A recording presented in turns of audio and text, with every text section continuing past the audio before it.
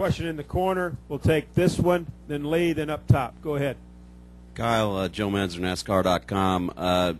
Could you talk a little bit more about how you did save it when you got into it with McMurray? And also, Denny Hamlin is talking about how great this package is now with this new car. I'm wondering if you like it now. The save, I mean, it was, I didn't know what was happening. All I remember was I got knocked out of line first to begin with, and then looked up in my mirror to see who I had behind me then, and I think it was Juan, and he was a couple car lengths back, and I don't know if McMurray was looking in his mirror at the time and didn't know that I was there trying to come down and get in front of the 42, but we made contact, and you know, I thought I was going out the park. I thought I was getting hooked on the right rear and just going straight up in the fence, but luckily somehow we got off each other and we kept it straight, and we were able to continue on, and Montoya got behind me and forced me up to the lead, and so that was cool. But as far as the package of this car, I think it's just the product of the car. I wouldn't say it's great, but when the cars get side by side, they get stuck. You know, it takes a lot more help and a lot more bump drafting to get through people and to get more racing going on, because I don't know if it's because they punch such a big hole in the air or what, but you know, when you pull out on somebody, you just stall. Like, you can't pull up alongside of them and at least get half of the length going and then have somebody jump in behind you to continue that pass like the old car. But you know, it's just a product of the way this car is, so everybody kind of has to learn what to do with it and how to race it, and you know, how to use it to their advantage.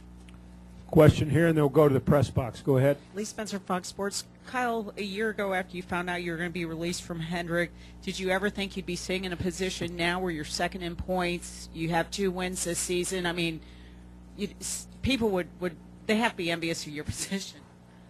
Well, I'm fortunate to be hooked up with these guys here, all the Gibbs bunch with Joe and JD, and you know, Steve Addington, you know, leading the calls on the box. Did a great job today as always, and you know, luckily we were able to get our lap back there. But I mean, it's special that that we've had the results that we've had so far this year, and you know, the amount of crew chiefs that I do work with or have worked with over the years, I think, and just becoming you know, more in tune with everybody and telling them what I need within my race car. We unloaded here this weekend, and the car was good, but it wasn't great. And you know, I told Addington what I wanted and what we needed to try to work on in order to make it better, and we did that. And I think we made it better. It wasn't what it needed to be. It wasn't as good as the 20, I believe, but you know, it was a good enough car that when you put it in the right position today, we were able to win with it.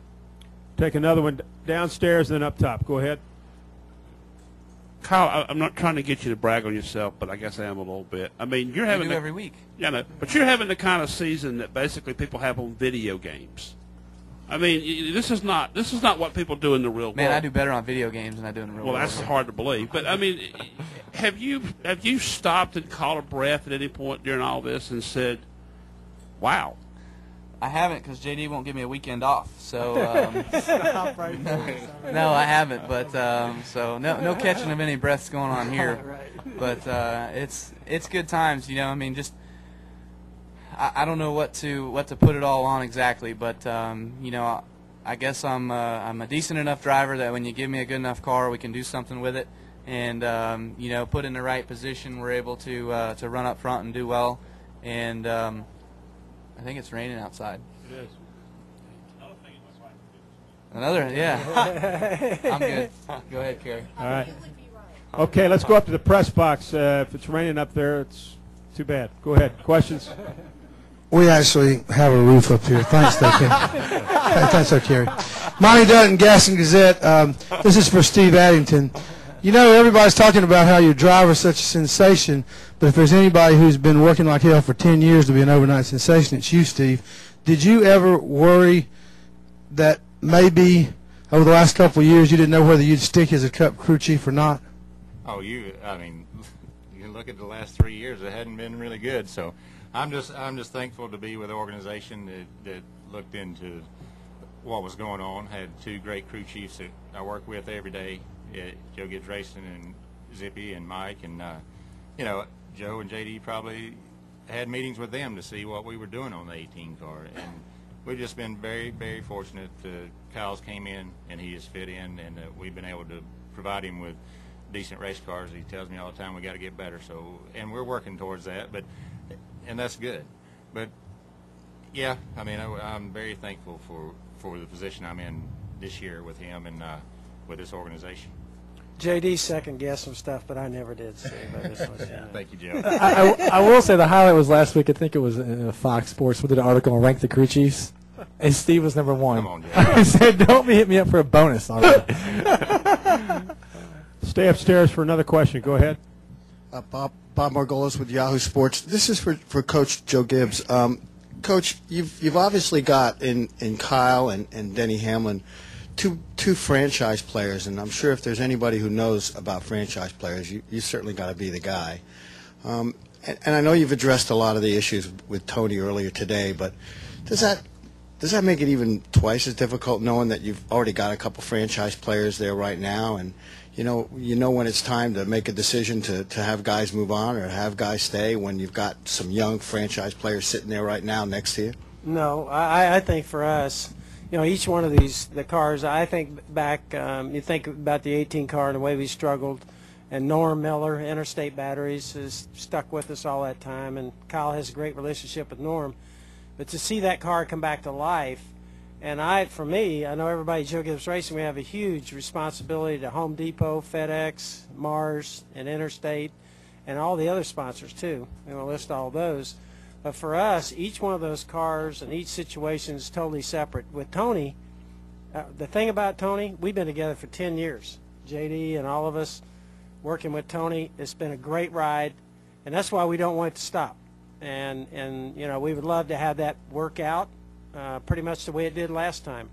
So we'll just have to go through this, but the way I look at it is, we definitely feel like only certain people are good enough to drive these things, and we're so fortunate to have the two young guys, and we think Tony is in the same boat as a proven winner, and so we want to try and keep everything together.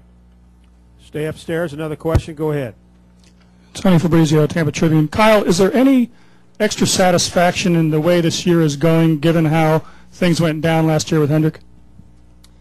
No, I left there on some pretty good terms with all the guys. I've got a lot of great friends over there at that organization with the guys that are on the team, guys in in resources and everything like that. And so even Rick, he come over to the car here today before the race and he wished me good luck. So there's no hard feelings there, no shoving it in their face saying I'm better than you or anything like that. I mean, it's just to go out there and to do the best I possibly can for myself and for these guys with Joe Gibbs Racing, because that's who I'm driving for now. And if we've got a shot to try to win a race, that's what we're going to do, and we're going to take the the initiative in order to try to do that week in and week out.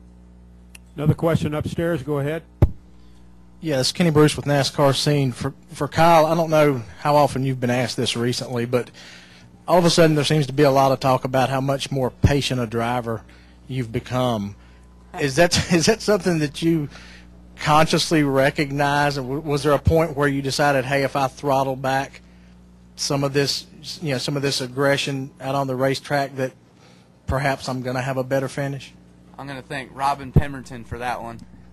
We had a conversation, I think it was after Martinsville, and instead of trying to finish third and come back to the checker flag in one piece, I aimed for second, and that was a bad idea. So had a little talk, and things have been better since. But still, I mean, it's just about trying to finish these races, because I learned years ago that first you must finish to finish first, and I let that slip my mind for a little while and became an idiot for a bit, and then sort of remembered that, someone telling me that again, and it's sort of worked here the past 3 or 4 weeks. So whatever that's been, it's been good. And I even told my my driver racing for me last night at Cordele, Georgia, we were running second. I told him that before the race, actually last week, and we were doing fine, minding our own business, and we got run over. Nothing that he could have done differently. So just that saying goes a long way.